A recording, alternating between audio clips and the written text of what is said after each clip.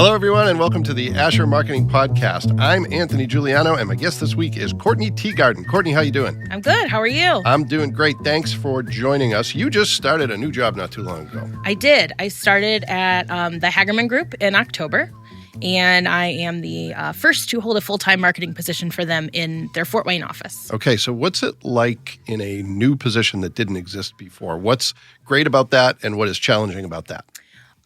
What's great about it is I'm the first to do it, so there's no precedent set, right? Yeah. So I suppose there's room for me to kind of learn as I go. Sure. What's been challenging is it's a 114-year-old company. Yeah. So the people who have been marketing have been doing it for a while and have a lot of ideas that may or may not align with mine. Yeah, so from sure. a creative standpoint, that's been a bit of a challenge. Sure.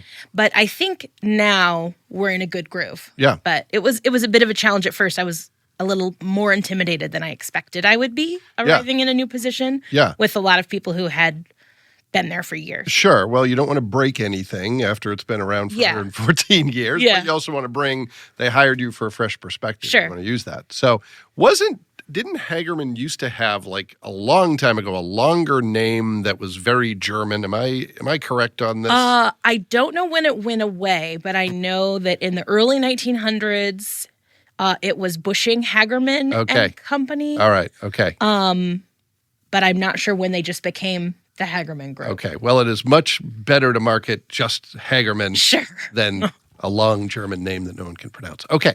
So let's talk a little bit about how you got to where you are today, career path-wise.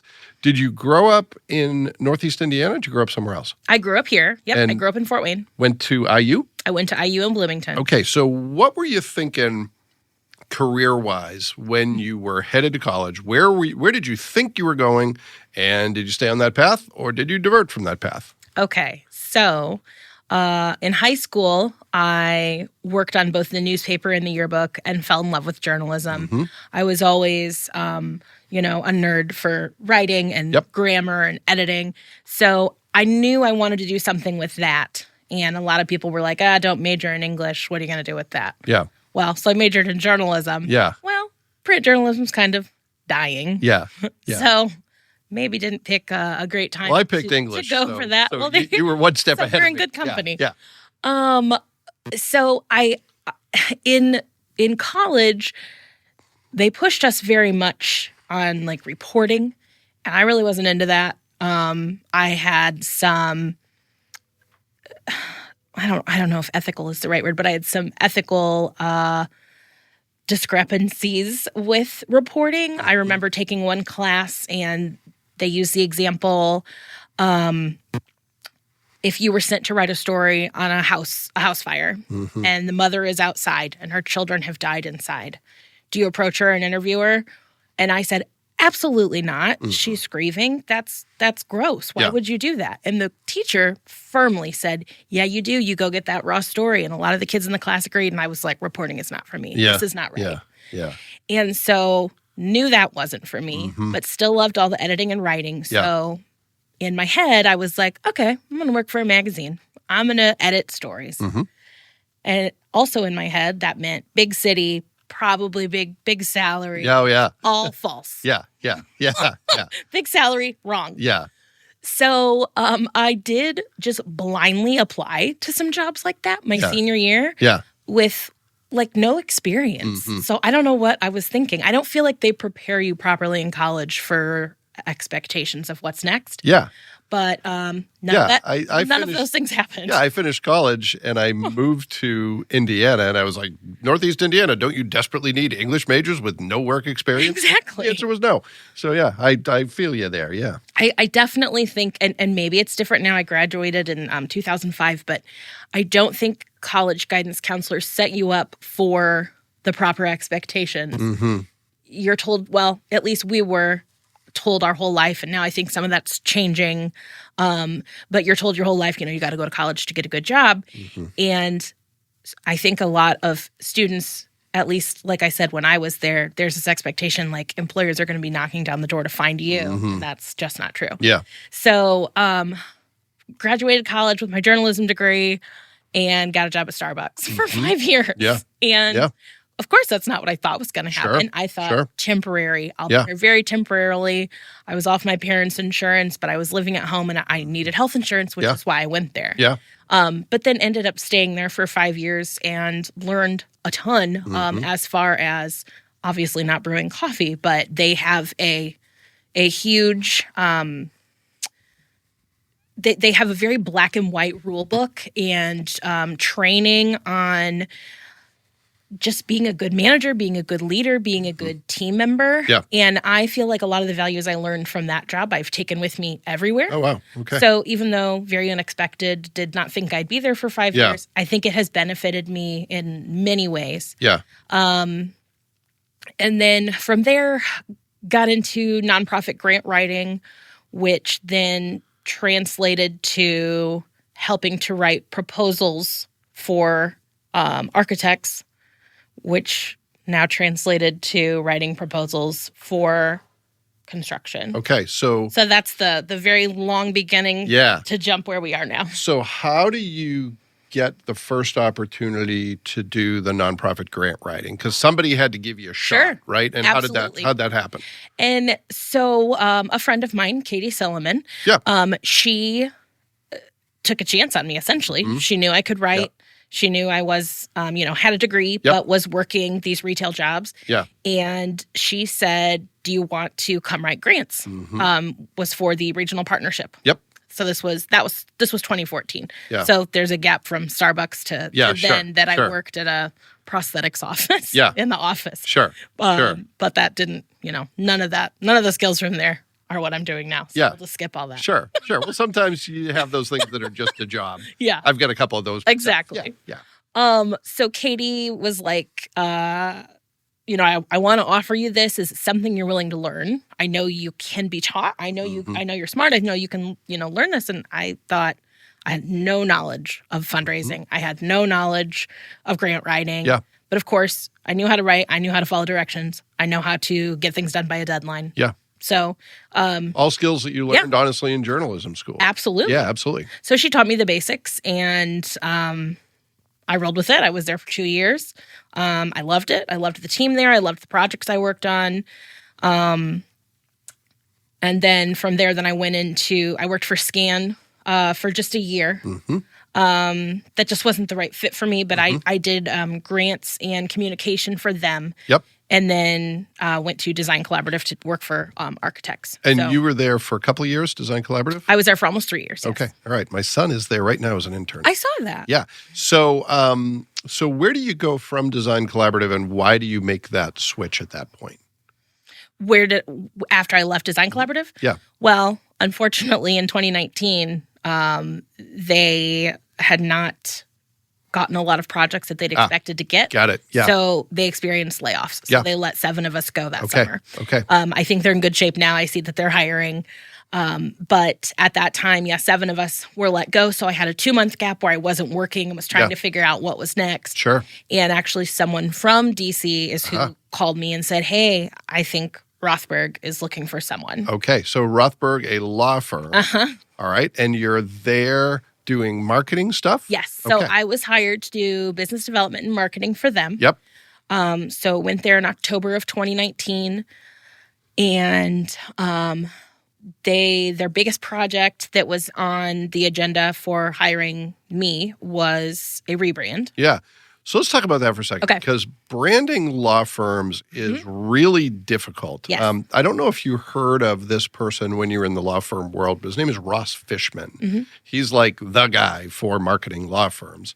And he has, I don't know if it still exists, but he used to have a website that you could build your law firm's website. And it was a joke, but it was like, put the columns here, put the handshake here, put the wing tips here.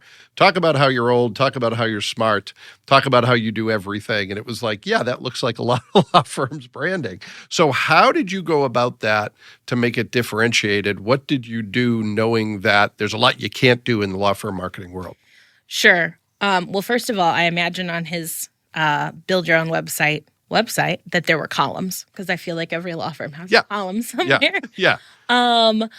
What Rothberg wanted to do, so a lot of their partners are to the point where they're going to start retiring. Mm-hmm.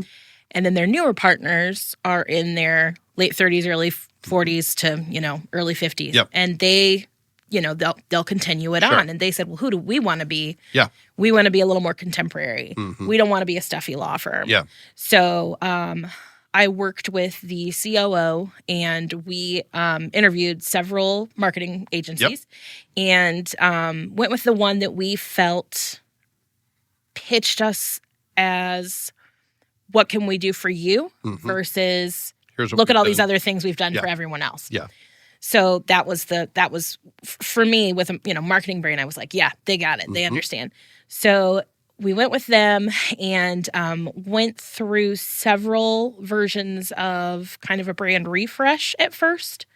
And then I convinced them, like, you need a full rebrand. Like, if you really want to do this right and you don't want to do this again in 5 years, we got to just go all the way in. So we did. And in the end, I think the logo they got and the colors and the, just all the branding really sets them up for many years. And definitely gives them a much different look and feel than what they had before. It's nothing. It's nothing super modern or super. It's not bleeding edge. Yeah. But I feel like it's at least kind of approaching the edge for law firm branding. Well, I don't think there is a bleeding edge in the law firm world. No offense to my law firm friends, but it is they want there to be. I'm just not sure where that is. Well, and I will tell you that the logo today is recognizable to me. The blue and red with the accent on the W, I think on the There's a like a line through the R, and then the W has that same direction. Yeah, and I can't tell you what the logo used to be. So congratulations. Well, thank you. Focus group of one says that it's working. Thank you. So how long was that process? Oh, well, so we started in February of 2020. Yeah. You can guess how that went. Yeah, sure. So then the original scope was, okay, we're going to get going in March. Once we'd come up with, what we wanted in February, we'll get going in March. We'll do a workshop with all the partners, and we'll have this wrapped up by June. And so that was when it was going to be a brand refresh. Sure. Then once we got started and we decided, okay, full rebrand, then I think the goal was that fall. But then the pandemic sent everyone home for not just Rothberg, but also for the marketing agency. So it was just kind of all over the place, us trying to figure out what the timeline was going to be. It ended up launching in February of 21. So start to finish with several interruptions and hiccups because of the pandemic was 1 year. Yeah, that's actually not bad. No. Especially considering the barriers you're up against. Yeah. So there were a lot of starts and stops and cancellations and rescheduling. Sure. So you're at Rothberg for how long then total? Just under 2 years. Okay.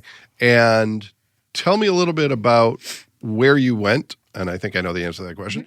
But why did you choose to go to the job you're in now? So I chose to go to Hagerman because I wanted to be challenged a little more. There's nothing wrong with law firm marketing, but you can't be as creative. There are a lot of ethical parameters heavily regulated. What you can and can't say. Can't say you're the best. Nope. You can't say... You can only say you're the best if you win an award that says you're the best. Yes. You can't say we're the best for real estate law just because you think you are. Yeah. You have to say proven by such and such board for this year. Yeah. So I'm glad I did it. It was an industry I never thought I would work in. But I really loved the staff. I loved the people there. And I could probably say that rebrand is maybe the project I'm proudest of because I was a marketing team of one. Yeah. And a rebrand is not a small task. Yeah. And of course I worked with, a marketing firm, but doing all the things on Rothberg's end came from me. Yeah. Marketing team of one. So I'm really proud of it. But it was when I saw the position with Hagerman and I knew it was a new position and I knew they were a very well-established company. A previous guest you've had on, Stephanie Veit, had worked there. So I reached out to her and said, do you think this is a culture I would like? Do you think that this is a boss I would like? Because her position when she was at Hagerman was the same boss I have. Mm-hmm. So I talked to her, and then I decided to apply, and they called me the same day and interviewed me pretty quickly after that. So it was hard to say goodbye to Rothberg, but they do have a relationship with Hagerman. It was... Well, everyone was happy when I left in the end. Yeah, it's Fort Wayne. Everybody knows everybody. Yeah. Yeah. So tell us what Hagerman is to people who might not be familiar with it. I could get out of my depth pretty quickly myself, but I at least know it's a construction company. So yes. Tell us more than that. What does Hagerman do? So they are a commercial construction company. Mm-hmm. They also do a lot of self-perform work. So they do concrete, masonry, and carpentry. You said self-perform work. Yes. What does that mean? So that means that if you hire a construction company, you might have to hire 3 other businesses. So subcontractors. Yes. Yeah, got it. But we offer those services. They actually do one. the stuff that they yes. say they're going to do. Okay, yes. Great. All right. So it makes it a little easier on the client if they go with us because, hey, we can self-perform all these other things that are within the scope of your work. Got it. Okay. So some of the big projects in recent past would be Promenade Park. They did all of the Riverfront Phase 1 construction. Oh, wow. Okay. We're currently out at Homestead High School doing additions and renovations there. Mm-hmm. That's going to be going on for quite a while. We are building the Fort Financial branch at Maple Crest and St. Joe that's just getting started, and the Fort Financial headquarters at Wallen and Lima. Okay. Steel's already up there, so that one's moving along. So that's what's going on at Maple Crest. Yeah. Okay, so that used to be like Willie's Restaurant? Yep. Okay. Willie's is no more. Okay. It's going to be Fort Financial. All right, okay. There should be a fence wrap on there. There is. There is a fence, yeah. Yeah, I know there's a trailer there that says Hagerman, but it should say soon like what the project is. Okay, all right. Well, a friend of mine was lamenting the loss of Willie's. That's the only reason. But didn't they move? They did. Okay. Yeah. So they're still around. They're just not where they were. Yeah. It's a story that will have a happy ending once they find out that they just relocated. Sure. But anyway, we're not here to talk about Willie's. So tell me, how do you market a construction company? It's very different than marketing some of the other things that you have worked on. Who are you targeting? How are you telling the story? What tools are you using? All those things. So I would say 75% of my time is spent on writing proposals for new work. And I do that in tandem with our president and my direct supervisor, who is our the vice president of business development. Yep. So the first one that I worked on that was a win was for a $10.5 million project. Wow! So that was a good feeling that I was part of that. Sure. And then there've been much smaller ones, a handful that are under $1 million. So it just kind of ranges all over. Yeah. But primarily, what I'm working on are those proposals. I am running our social media accounts, which we have Facebook, LinkedIn, Instagram, and Twitter. And prior to this, I have literally no experience with Twitter, so that's been something new. Yeah. I've had to reach out to another prior guest of yours, John Feltz. I was like, John, how do I tweet? Yeah. And he's like, oh, that's my favorite platform. So we had a conversation about that. Yeah. Well, good. So yeah, I'm running all their. So if anyone has Twitter problems, reach out to John Feltz. Call John. Yes. Don't call me. Or me, for that matter. Yeah. Yeah. And what else am I doing? I'm doing some internal graphics and things. They don't really, we have some brochures and things, so we keep those updated, but we don't really have a lot of print materials. If we are targeting a new client or working with an existing client, we'll update them on things, but a lot of that is just face-to-face conversation. It's not really tangible materials to walk away with. Yeah. So are most of the projects local to Northeast Indiana? Are they spread out all over the country? Where is the geographic focus? Well, so the headquarters is in Fort Wayne, and then the next office is in Fishers, and then as of 2018, there was an office in Louisville as well. Okay. So kind of all over Indiana. Yeah. Okay. From top to bottom. Yeah. So, that's the main focus. There are some out-of-state projects, but not as often. Yeah. And typically that would only happen if we, Hagerman likes to say we have clients for life. So if someone, was the president of a company in Indiana and then moves to Texas and says, hey, I really liked working with you guys. Yeah. then we would consider that. Sure. So that's how some of those out-of-state projects happen. Got it. Okay. So how much time are you spending now still learning, and how much time are you kind of capitalizing on what you've already learned? What's the tension there? Is it like 100% still learning, or is it, no, I'm pretty good and I feel like I can make some progress? I would say I'm pretty good, but can make some progress because I came in with knowledge of writing proposals for the architecture, engineering, construction industry for my time at Design Collaborative. So that helped me be able to just kind of dive right in and get going. But there's definitely things, like I said, coming into an established team that you have to learn their ways and their processes. And construction proposals are different than design proposals in some ways. So there's definitely plenty to learn. Yeah. Okay. Well, let's transition to the speed round of the show. I'll ask you 3 questions that are a lot like some of the things we've talked about, but also different, if that contradiction makes any sense. Let's start with career path. So you have been in a variety of industries. You've had some early challenges, as most of us do, getting started, but you've overcome that and you're doing really well. What have you learned in that? What's your best career advice if maybe someone who, was in the position you were in when you got out of college was trying to make it work? What would be your advice to that person, or anyone else for that matter, about making a successful career? I think learning to be patient is very important because you'll get where you're meant to go, but you're not going to get there at 23. Some people do. Yeah. But not with a liberal arts degree. If you have an engineering degree, you'll probably jump right into what you're going to do for the rest of your life. Yeah. But if you are going into a creative industry, you're going to be looking at switching jobs a couple times probably, and taking the skills that you learn at one and transferring those to another, and then probably another. Yeah.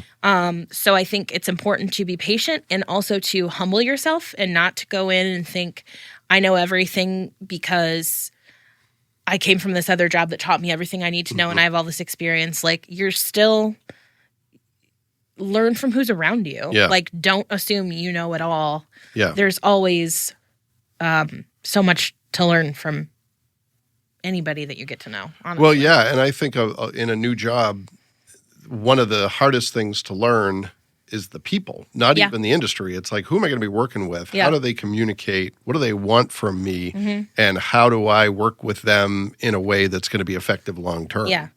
Yeah, the processes that I already had somewhere else may not work at, my next position. For sure. Okay, that's good advice. Be patient. All right, I'm going to throw a random wild card new question at you that isn't part of the speed round of the show, but I forgot to ask it earlier. You do a lot of volunteer stuff. I do. Talk a little bit about the volunteer work you do and why you do it. So right now, I am on the board of directors for Cancer Services of Northeast Indiana, Community Transportation Network, and I feel like I'm forgetting something. Middle Waves. I'm not on Middle Waves board anymore. Okay, all right. But I'm still involved with them. All right. I'm on the Middle Waves Sponsorship Committee. Previously was on the board. Okay. I am on the Amani Family Services Fund Development Committee. Okay. I know I said I was on the board for Cancer Services. I'm also the chair of their Ribbon Walk. I'm certain I'm forgetting something now. Well, even if you aren't, that's a lot of stuff. Yeah. Why do you do that? It might sound like an obvious question, but everybody's motivated differently to do those things. I know what I'm missing. Make-A-Wish of Northeast Indiana's council. I'm on that. All right. So you wished that you would remember what it was. Well, and then there it was. Yeah, there it is. I am unmarried and childless, so that contributes to some of it that I do have the time to give. But I know a lot of people who do have families that give as often as I do. So I think it's just, I am someone who has always felt that if you can, you should, if it's helping other people. Yeah. And Hagerman also puts a huge emphasis on all of their employees being involved in the community and allowing them to do it on company time. Nice. Whether that's you volunteer one day a year or you're on a board or a committee. So that is something that really drew me to them. Oh, yeah. Because I told them when I interviewed, like, hey, I've already got all these things. And they're like, that's great. We love that. Yeah. So that's good, because I have gone other places that have been like, you're going to have to figure that out. Yeah. So I do it because, number one, I like to be busy. Mm-hmm. And number two, like I said, I just think it's really important to be able to give back to the things that matter to you. Yeah. And during the pandemic, when kind of everything stopped and suddenly I had this blank calendar, that felt really crazy because I was used to go all day. Most evenings I had meetings, or, volunteer commitments, and then suddenly I had nothing. But then by, I don't know, maybe July of 2020, I kind of really embraced that free time and learned to be maybe a little more selective with what I chose moving forward. Yep. So I feel like the things that I'm connected to now either have some meaning to me or someone close to me, or there are things that I really think this community needs. Like Middle Waves is that example. Like, I think this community needs this cool music festival because we don't have something that big. So, I don't know. I think if you can, you should. Yeah.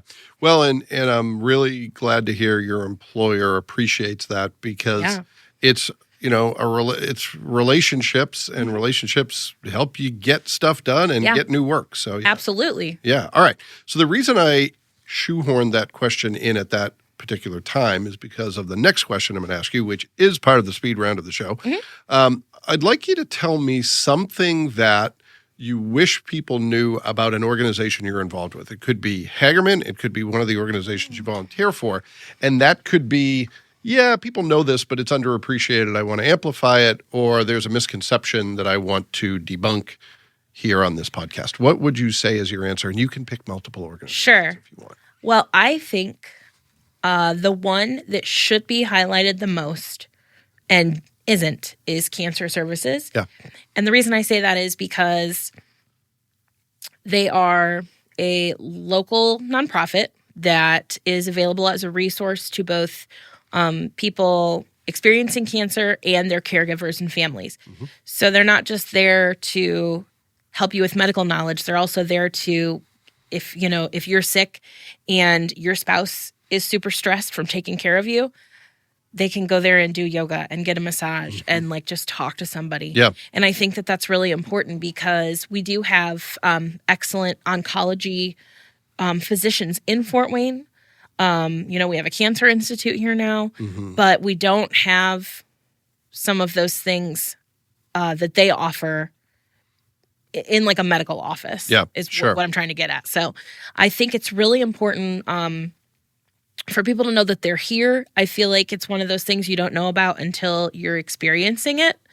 And that's good. It's good if you find it. But I think the more people realize that it existed here and that they offer you not only, some of those mental health and relaxation things that people need when they're experiencing an illness, but they'll help you get a hospital bed in your house. If you have had chemotherapy and lose your hair, they have a wig shop. And they do all those things at little to no cost. Yeah. So I just think that they are an organization that really should be amplified more, that more people need to know about, instead of learning about it when you're kind of experiencing one of the worst things you could experience. Yeah. No, that's great. So good people of this podcast, go learn more about Cancer Services and what they do. Okay, last speed round question. What is one tip, trick, tool, hack, whatever you want to call it, that you use in your work, or it could even be beyond your work, that you think people should know about? And it could be something that is analog. It could be something that's digital. It could be a combination of things. The world is your oyster. What say you? So something that I use when I am creating a new piece of digital marketing is a website called Creative Market. And a friend of mine who is a graphic designer taught me about it. So I figured if she uses it, of course I can. Yeah. So really what it is you get on and they have templates for anything. You can search discount flyer. You can search pamphlet. You can search nonprofit fundraising, all kinds of things. And then they will show you all the examples that people who contribute their I mean, it's kind of like Pinterest in a way, but is it like Canva at all? Is it? No, you're not creating on there. You can purchase the templates. Okay. But I use it as a way to just kind of get inspiration for things that I know. Yeah. I'm like, okay, I have to create this thing. Where do I start? And so I'll get on there and just kind of look for things that I find aesthetically pleasing and then do my best to kind of recreate them. And certainly not exactly as they are, but just kind of, I like that layout. I'm going to do that. Yeah. And then go from there. Well, and I would assume part of that is because you have some responsibilities toward graphic design, but you're not a graphic designer. Oh, well, absolutely. Yeah. There is no graphic designer. Yeah. Well, there is in Fishers, but not here. Yeah. I was in that position. My first job ever, I went to this will date me pretty quickly, a PageMaker 6.5 class. Oh, PageMaker. Yes. And then I was like, I don't know how to do this. I still don't. And drew a lot of inspiration from other sources. So I wish that tool had been around then. I feel like maybe I made the yearbook in high school on PageMaker. Okay. I kind of forgot that existed until you just said it. Well, you just made me feel even older. So. Yeah. Well, then that makes me old too if I used it. Well, just barely. You were in high school. Yeah. Well, Kourtney, thank you so much. This has been fun. It's been great hearing a little bit more about your story and the organizations you're connected to. And thanks to everyone who took the opportunity to listen to this episode of the Asher Marketing Podcast. We'll be back next week with another great guest, and we hope you'll join us then.